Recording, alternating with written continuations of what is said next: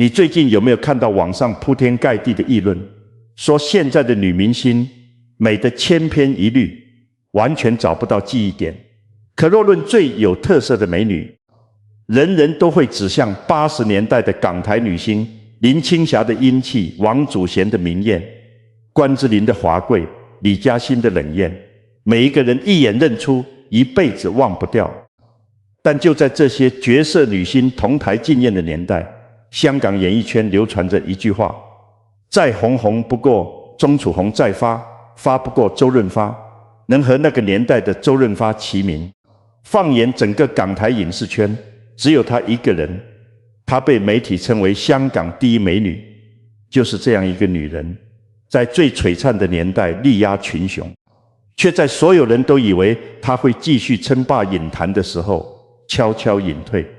没有记者会，也没有昭告天下。有人问她当年怎么舍得退出，她说：我觉得自己没有那么重要，但你知道吗？就在她最红的那些年里，成龙追求过她那段往事，让钟楚红差点陷入一场她完全不知情的骗局。后来发生的事让整个香港娱乐圈都震惊了。一个命格如此之高的女人，这一生从来不争不抢，从来不亏欠任何人，却要承受旁人看不见的沉重命运。天道究竟是怎么算她这一生的账的？今天我们就用易经的角度来看一看钟楚红的一生究竟说明了什么因果。如果你去过香港，一定知道重庆大厦是什么地方。那不是什么高尚住宅，而是鱼龙混杂的地方。整栋楼住着来自世界各地的人。钟楚红就是在这里长大的。父亲做时装和装修的小本生意，家里6口人，日子过得不宽裕。她是家中长女，从11岁开始就帮父母打理生意，不是坐在那里当花瓶，而是真的学会鉴别珠宝，看成色，辨真假。那个年纪的她就已经明白一件事：漂亮是天生的，但本事是要自己挣的。直到她19岁那一年，妈妈替她报名参加香港小姐选拔。那个年代的香港小姐是多少女孩改变命运的入场券。朱玲玲靠着选美，摇身一变成了豪门贵妇。赵雅芝从港姐走出来，成了整个华语圈最优雅的女人。那个舞台站上去，人生就不一样了。妈妈看着自己的女儿，心里清楚这个孩子生得这么好，不出去见见世面太可惜了。但钟楚红从小性格内向，不习惯大场面。决赛那天走台步的时候，高跟鞋不熟练，走错了位置，最后得了个第4名。没有进前3，没有豪门的故事，没有一夜改变命运的剧本。他站在那个舞台上，知道自己没有拿到那张入场券。赛后他去无线电视试镜，压力太大，说话不利索，试镜也失败了。进娱乐圈的2条路都堵死了。但就在他走出电视台的那一刻，一抬头撞上了前面一个男人，那是当时香港演艺圈赫赫有名的影帝刘松仁。刘松仁看了钟楚红一眼，认出了这就是刚刚落选的港姐，也知道她刚刚试镜失败。但刘松仁看出这个女孩有独特的气质，他没有多说什么，只是把她引荐给一个正准备拍第1部电影的年轻导演。而那个导演就是日后大名鼎鼎的杜琪峰。你说命运这件事，有的时候真的很奇妙。港姐没选上，试镜也失败。钟楚红的人生本来就应该跟娱乐圈断了关系了，却偶然撞上了改变她一生轨迹的刘松仁。然而她不知道的是，真正的考验才刚刚开始。钟楚红进入电影圈的第1天，没有人对她有太大的期望。她没有科班背景，没有正统的表演训练，只是一个被人引荐进来的新人。那个年代的香港片场，每年不知道有多少张漂亮的脸孔被带进来，今天红，明天就被人忘了。但钟楚红不一样，她有一样东西是别人学不来的。开拍前，她随手把头发拨乱理，一理一领。走到镜头前，导演喊开始，不用培养情绪，直接1秒入戏。他走到那里，镜头对着他那个角色就活了。在旁边目睹这一切的张曼玉直接看傻了眼。这种东西你没有办法用努力换来，这就是天赋。但只有天赋在那个片场里是不够的。1988年，他1年拍了13部电影，你没听错，是1年13部。那个年代的香港片场拍戏的速度快得像流水线，没有时间休息，没有时间准备，你就是要在最短的时间里交出最好的状态。但最难得的是，在这样高强度的影视工厂里，钟楚红没有糊弄过任何一个镜头。在流金岁月里，他和张曼玉同场，他的光芒完全盖过张曼玉。钟楚红演父子而悲伤的感情戏时，感染力极强。导演杨凡后来说，那一刻他连喊卡都忘了。然后到了他影视生涯的高峰，他那年27岁，在电影《秋天的童话》里，钟楚红与周润发再次合作。从影以来，他和周润发已经是第6次出演情侣。因为这样的组合是当年票房的绝杀，有这一对男女主角，电影票房一定爆红。他和周润发之间有一样旁人学不来的东西，是2个人站在一起，荧幕上自然生长出来的那种张力，不用台词，观众已经信了。《秋天的童话》至今仍被选为100部不可不看的香港电影之一，是公认无法超越的华语爱情文艺经典。但就是这样一个天才型演员，他的演艺生涯里面有一座越不过的高山。你们知道霞玉芳红吗？那是那个年代香港电影圈对4个女人的合称。林青霞金马奖影后，梅艳芳金像奖金马奖饲料影后，张曼玉金像奖5座，金马奖4座，后来更成为亚洲第1位坎城影后。只有钟楚红在金像奖和金马奖都有多次提名入围，却永远都差那一步，就是拿不到这些奖。记者追问他是不是很遗憾，他笑着说，没有得奖，就是我演得还不够好。一个在那个年代最红的女人，用这样一句话把所有人的惋惜轻轻接住，然后放下钟楚红的美貌和随和的个性，必然会引来数不清的狂风浪蝶。的确，在感情方面，她身边从来不缺机会，也少不了各种诱惑。富商捧着鲜花来，片商捧着剧本来，有人要给她名利，有人要抢着给她安全感。在那个年代的香港娱乐圈，这样的诱惑每天都在发生。很多人就是在这些诱惑里慢慢失去了自己。但钟楚红没有先说。成龙，那个时候的成龙是整个香港电影圈最炙手可热的男人。1983年，成龙与钟楚红拍新电影，就在那个片场，成龙看上了他，他对钟楚红展开猛烈追求，在剧组里对他嘘寒问暖，把他照顾得无微不至。旁人看在眼里，都以为这是一对热恋中的情侣，但没有人知道，就在前1年，1982年12月，成龙已经在美国洛杉矶和台湾女星林凤娇秘密结婚，儿子房祖名也已经出生了。这段婚姻对外界完全保密，也就是说，成龙在片场追求钟楚红的同时，他在美国已经有了妻子，有了儿子，有了一个没有人知道的家。后来消息还是传了出去，钟楚红这才知道，他在完全不知情的情况下走进了一段根本不应该存在的关系。那种冲击不是普通的受伤，是一个女人的自尊心被人踩在地上的感觉。他没有哭闹，没有公开撕破脸，钟楚红立刻断绝往来，一刀两断，连五福星的续集片约他也一并推掉。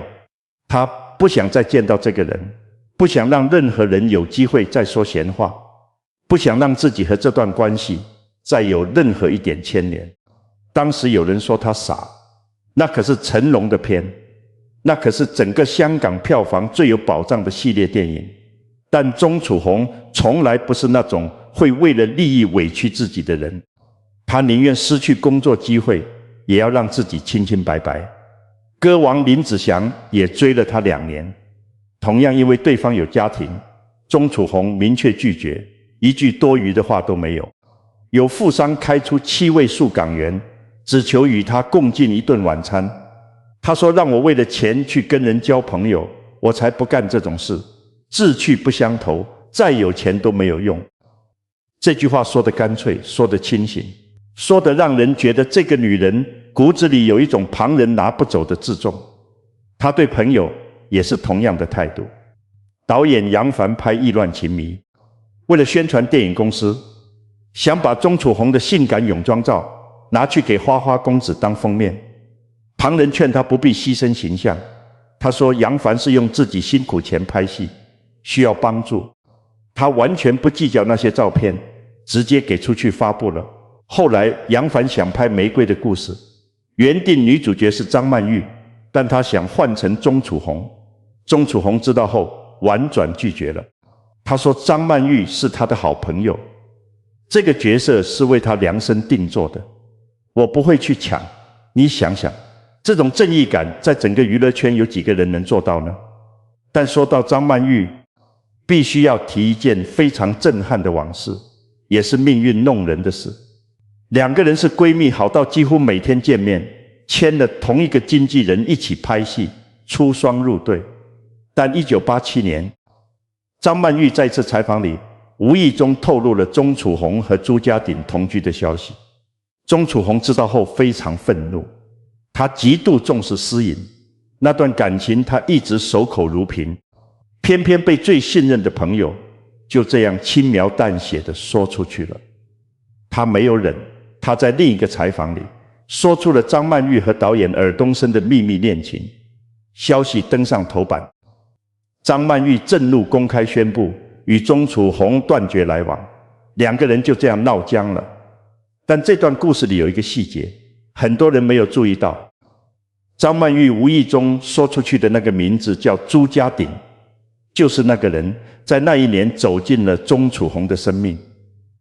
朱家鼎是一个广告界的风云人物，他带来了一句话，一句让两岸三地所有人都记住的话，那就是不在乎天长地久，只在乎曾经拥有。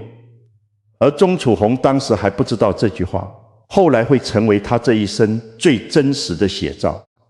那一年，钟楚红31岁，她是整个香港电影圈最红的女人，片约排到看不见尽头，每一个导演都想和她合作，每一个制片都想把她的名字放在海报上。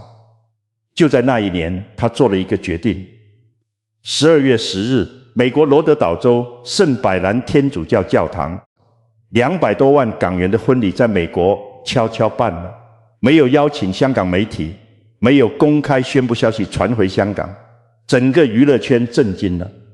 不是因为他结婚，而是因为他选择了谁。朱家鼎香港广告圈的才子，有自己的公司，有自己的事业，但论财富论地位，在那些追求过钟楚红的人里面，很多人觉得他配不上他。但钟楚红自己怎么说？他说，拍戏虽然好玩，但我从没做过人家太太，不如试试看。就这一句话轻描淡写，像在说一件最普通不过的事。但你听清楚了吗？他说的是不如试试看，不是因为爱得死去活来，不是因为非他不嫁，而是因为他清清楚楚地知道，这个人值得他把最好的时光交给他。婚后他几乎彻底淡出了荧幕，曾经十指不沾阳春水的他开始学做饭，朱家鼎喜欢吃什么他就学什么。那段日子2个人一起出席活动，一个风度翩翩，一个优雅动人，旁人看着都说这才是真正的神仙眷侣。但人生无常，钟楚红不知道这样的日子还剩多少。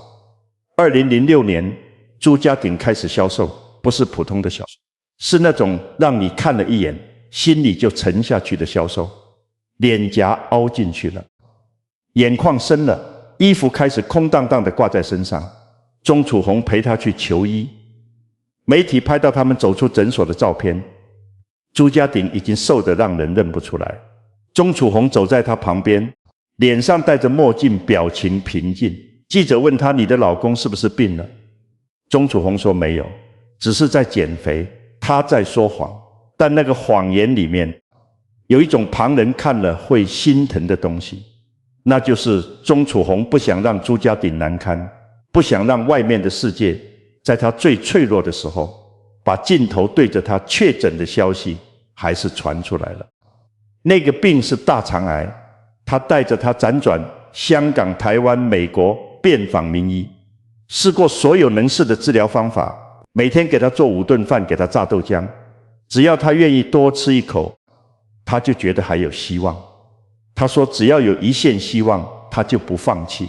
那段时间他承受的重量没有人看得见，只有一个细节被记者拍到了。钟楚红的头顶开始脱发，不是少量脱发，是那种因为长期极度焦虑，身体承受不住才会出现的脱发。他把所有的力气都用来守着那个人，但有些事情不是用力就能留住的。2007年8月24日，养和医院，朱家鼎走了，终年53岁。临走前，他用已经瘦得只剩皮包骨的手握住了钟楚红的手，他说了4个字：“你要坚强。”就这4个字，那是他给他的最后一句话。葬礼那天，周润发夫妇第一时间赶到，帮忙打点一切。钟楚红全身黑衣，戴着墨镜，闪光灯对着他，他不知所措，手里拿着手帕，不停地擦眼泪。那是他丧父后第一次出现在镜头前。后来，周润发把他揽进怀里，他在他怀里哭了，没有台词，没有解释，只有一个拥抱。但在场所有人都知道，那个拥抱里面装着多少年的情谊，装着多少他一个人撑不住的重量。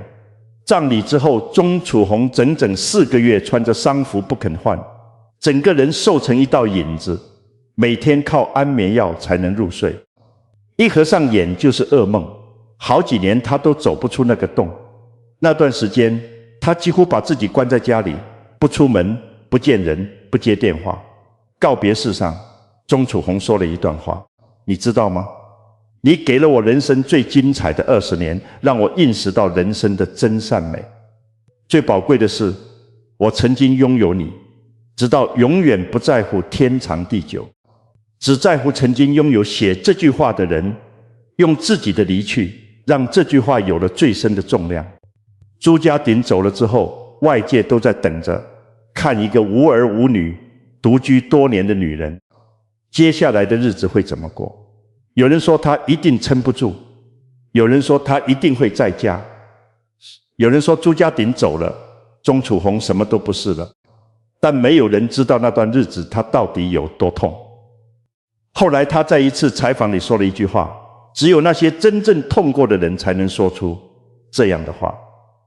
她说最绝望的时候，一些危险的念头不止一次划过她的脑海，她想过就这样算了，但她没有，是朱家鼎最后那4个字把她拉回来的。你要坚强那4个字，她一直记得。记得朱家鼎说这句话的时候，是用怎样的眼神看着她的，她不能让她失望。朋友们知道她的状态，悄悄地轮流陪着她。周润发每个星期固定约她去爬山，不是去开解她，不是去劝她，想开点就是爬山。2个人走在山路上，聊花草，聊天气，聊今天山上的风景有多好。就这样慢慢的把那个洞一点一点填回来，差不多4年，他才慢慢的把自己捡回来。但他没有用再婚来填补那个空缺。记者问他为什么不考虑再嫁，他说不是因为承诺，是因为爱情仍在，是我自己心中的感觉。又有人问他，你不寂寞吗？他说，我不是享受孤独，我是享受独处。这2句话差1个字，但差了整个世界。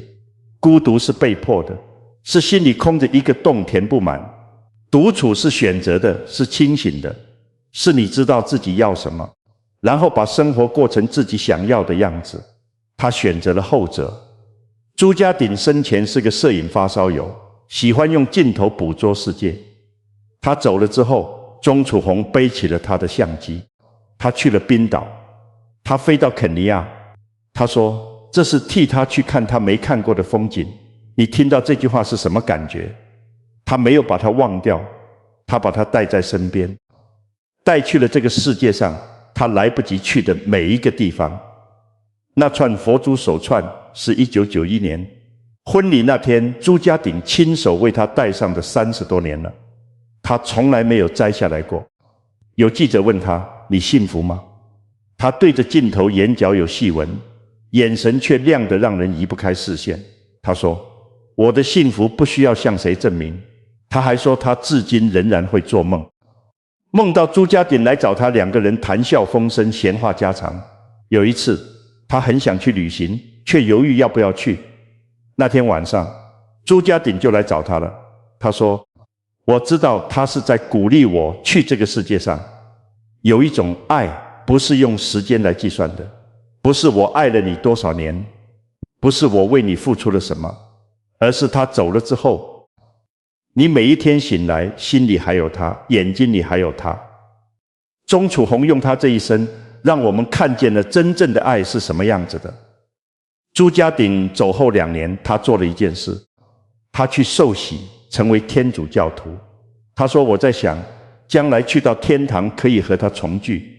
他还把时间交给了这个世界，投身环保，不是为了曝光，不是为了形象，就是真的在乎。他被委任为地球之友社区活动统筹。后来香港唯一一个回收纸包饮品盒的机构面临关闭，他亲自跑去厂房参观，呼吁政府为环保多出一份力。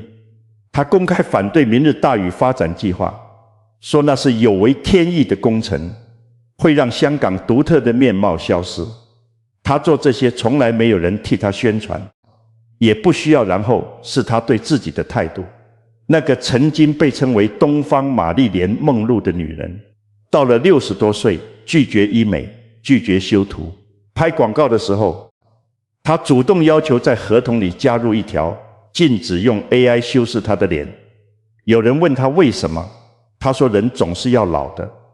那种从容不是不在乎，是真的接受了，接受自己会老，接受岁月会在脸上留下痕迹，接受这就是生命本来的样子。现在的他66岁，他说生活好丰富好开心，我没什么缺的。你说这句话容不容易说出口？一个失去了最爱的人，没有儿女，独居多年的女人说出我没什么缺的，不是因为她什么都有，而是因为她知道她已经拥有过这一生最重要的东西。就在不久前，有人在香港街头逛街，偶遇了钟楚红。他素颜短发走进一间店，主动和每一个店员打招呼说，你们忙你们的，不用理我，让我自己逛逛。那个人认出了他，问可不可以合照。他爽快答应，然后问，你是不是在香港工作？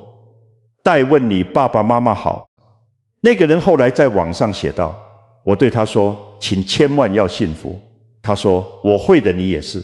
这就是钟楚红，不是荧幕上风情万种的红姑，不是那个让整个时代都为她疯狂的女人，是这个素颜走在街上，和每个店员打招呼，问陌生人父母好的女人。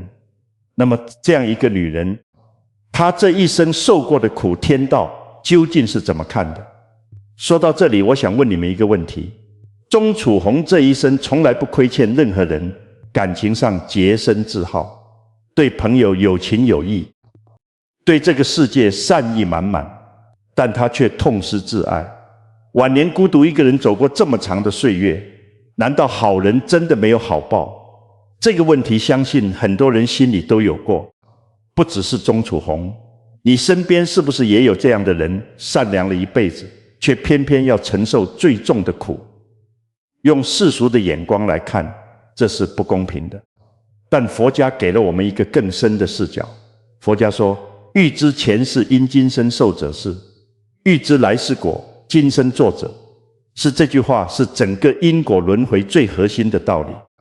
你今生受的一切苦也好，乐也好，得也好，失也好，都不是无缘无故的，那是前世种下的因，今生来受的果，不是惩罚，是还债，不是天道不公，是因果在流转。所以钟楚红今生受的苦，不是因为他做错了什么，是前世的因，今生再还，而他还得那么干净，那么完整，那么无怨无悔。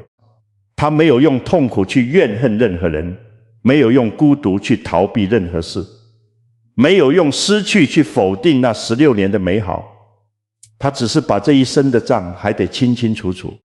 三世因果不只是说前世的债，他说的还有今生种下的因。钟楚红这一生种下了什么？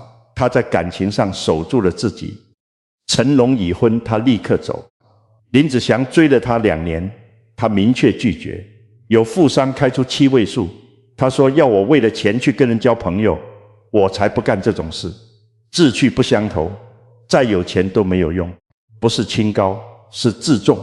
这颗因种得很深，他对朋友有义气。杨凡用自己的钱拍戏，他不计较形象，帮了他朋友的角色。有人要让他去抢，他说那个位置是他朋友的，他不去这种义气，在整个娱乐圈你见过几次？他对这个世界是真的善意，环保公益从来不拿来换曝光。他说的每一句话，做的每一件事都没有多余的算计。然后是最深的那一颗因，他这一生从来没有失去过自己，在名利最盛的时候没有，在感情最痛的时候没有，在失去最爱的人之后也没有。佛家说菩萨为因，众生为果，普通人看到的是果。他晚年孤独，他痛失挚爱，他没有拿到最高的奖项，但真正有智慧的人看的是因，他这一生种下的每一颗善，每一份情，每一个清醒的选择，天道从来不漏账。很多人以为钟楚红晚年孤独是一种遗憾，但你看他现在的样子，素颜爬山摄影，替亡夫去看他没看过的风景，他过得充实，过得清醒，过得比任何人都自在。他说我不是享受孤独，我是享受独处。这2句话差一个字，差了整个境界。孤独是心里有一个洞，填不满；独处是心里有一个人，走到哪里都带着他。钟楚红的独处不是空的，他的心里有朱家鼎，有那16年，有那句将来去到天堂，可以和他重聚的天真愿望。他一个人，但他从来不是真的一个人。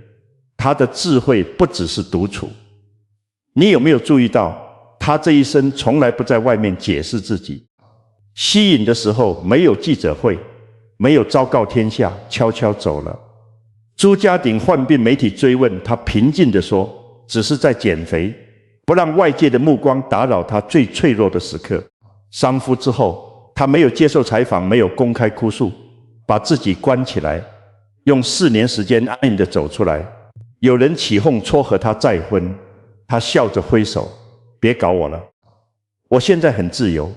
他从来不让外界的声音决定他是谁，不被评价拉着走，不被期望定义自己，不把自己的内心交给别人来管。这种清醒不是冷漠，是一种很深的智慧，知道什么值得在乎，什么声音不值得回应，什么人不值得解释，把内心的那个地方守得安安静静的。易经坤卦说，地势坤，君子以厚德载物，大地不言，却承载万物。钟楚红这一生就是这样，他没有说过多少豪言壮语，没有高调地宣布过任何事，但他用他的方式，把义、把情、把善、把清醒，一层一层厚厚地积在那里。天道的账从来不会漏算，只是有些账要等到来世才能看见结果，而他今生种下的必有善果。他这一生不是悲剧，是一个人把自己活得最完整的样子。66岁，素颜短发，眼角有细纹，眼神却亮得让人移不开视线。站在那里，就是那个他，从来都是。你知道他现在在做什么吗？他独自去戏院看早场电影，不是和朋友，不是和助理，不和任何人，就他一个人买一张票，坐在那个黑暗的地方看别人的故事，那个曾经让整个香港电影黄金时代都为她疯狂的女人，现在坐在戏院里，是一个普通的观众。她说她很享受，不是凄凉，不是落寞，不是让人心疼的孤单，是一种很多人这一辈子都活不出来的自在。她走过了那个年代最璀璨的舞台，走过了16年最完整的爱情，走过了失去最爱之后最漫长的黑暗，然后她走进了一间戏院，坐下来安安静静地看别人的故事。这就是她现在的样子。从那个重庆大厦珠宝铺走出来的女孩，走了40多年，走到了这里，脸上有细纹，头发剪短了，但那双眼睛还是那双眼睛，亮的清醒的，知道自己是谁的。有人问她有没有后悔过，后悔在最红的时候吸引，后悔没有为自己的事业再拼一把，后悔选择了那个没有给她留下儿女的婚姻。她想了一下说，我知道自己什么年纪，什么年纪做什么事情。这句话她说了不止一次，但每一次听到都让人停下来想一想，因为这句话说起来容易，做起来难。这一生里有几个人真的做到了？你知道自己什么年纪吗？你知道自己这个年纪应该做什么事情吗？还是你一直在忙，忙到忘了问自己，这一切到底是为了什么？钟楚红用他这一生示范了一件事，一个人可以不按照任何人的剧本活，可以在最红的时候选择离开，可以在所有人都说他配不上你的时候选择嫁给那个人，可以在失去最爱之后不用再婚来填补，不用名利来麻醉，就这样一个人把日子过得有滋有味。他的故事说到最后，说的其实不只是他，说的是每一个人在这一生里终究要面对的那几个问题。你这一生有没有真正爱过一个人？不是喜欢，不是习惯，不是因为寂寞，是真的爱，爱到愿意在他最需要的时候退到他身后，爱到在他走了之后替他去看他来不及看的风景，爱到把他的东西带在手上30年从未摘下。你这一生有没有在最痛的时候选择继续走？不是因为看开了，不是因为想通了，是因为有一个人说了4个字，你要坚强，然后你就真的撑了下去。你这一生有没有守住过自己？不是在容易的时候，是在最难的时候，在诱惑最大的时候，在压力最重的时候，在所有人都觉得你应该妥协的时候，你有没有还是选择了做自己？佛家说，人这一生是来还债的，也是来种因的。你还了什么？你种了什么？决定了你下一世会是什么样子。钟楚红这一生还得清清楚楚，种得厚厚实实。天道的账从来不会漏算，他的善果在来世等着他。而他和朱家鼎也许真的会在天堂重聚，那串佛珠手串还戴在他的手腕上，30多年了，从未摘下。那不只是一串手串，那是一个承诺，一份记忆，一段这一生最完整的爱。走完钟楚红这一生的故事，我想用他自己说过的一句话来陪你离开今天的故事。曾经拥有这段婚姻已经很完美，有谁比他更好呢？他给我的已足够我一生受用。你这一生有没有一件事，一个人，一段时光可以让你说出这样一句话？如果有，好好珍惜；如果还没有，那就继续走。因为你不知道在哪一个转角会撞上那个改变你一生的人。就像一个19岁的女孩走出电视台的门，一头撞上了刘松仁，然后整个人生就不一样了。天道从来不会辜负一个真心种善的人，而你也是。